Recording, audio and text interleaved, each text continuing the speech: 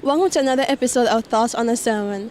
This week I have with me Brother Kirkwin Wright, and I'll be asking him 3 questions. The first one is, what did you like about the sermon today? Well, it was easy to follow. The speaker just highlighted certain or important aspects of Joseph's life and just made some good spiritual connection. So I liked that about it. Could we say that God had a nice plan for Joseph? The speaker brought out something very important, and she actually got it from the spirit of prophecy out of the book Patriarchs and Prophets, where you realize that everything that happened to Joseph that we looked at and say, oh my word, that is like so bad. How could the brothers sell him? How Potiphar's wife accused him like that?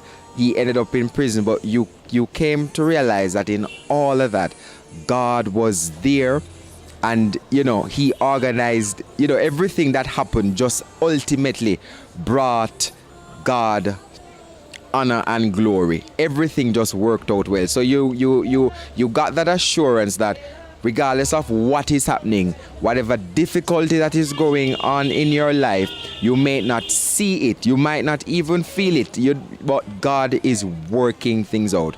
We just need to trust him. And the last question. So, some of us don't have the perfect family that will be there to guide us and love us. And Joseph showed that forgiveness is the best thing that we could ever learn.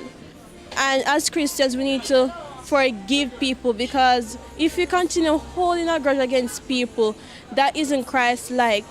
So what advice would they give all ages as to be more forgiving? Well, the forgiveness is a divine trait. It is not something that comes easily to us humans.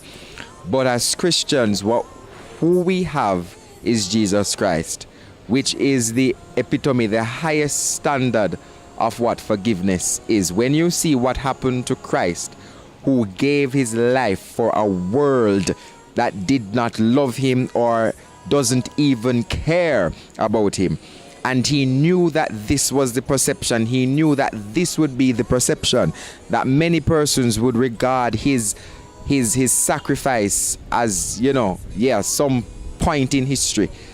But yet still, he still gave. And we can always remember that iconic phrase that he uttered, Father, forgive them, for they know not what they do. And for the Christian, it is to reach there, so requires a lot of Jesus. Drinking him, eating him, sleeping with him, so that we can reach there. Because ultimately, we can't hold on to grudges. As it's a very hard thing to deal with. But the truth is, Christ-likeness requires going through a lot of hard things, just as how Joseph went through that. I mean, he had the power to do anything to his brothers. He could, an eye for an eye, a tooth for a tooth, but instead, he demonstrated that Christ-like selfless love to forgive his brothers, though they wronged him. He forgave them, and that is why to a bigger extent, you can see why it is that it is normally said that Joseph is a type of Christ, because he has gone through and he has exhibited so many characteristics of Jesus Christ that we too, present day in this world, need to have and need to demonstrate by Jesus Christ. Thank you for your input, and I've learned something from you and also from the speaker of today. And stay tuned for another episode of Thoughts on a Sermon. I'll see you again. Bye.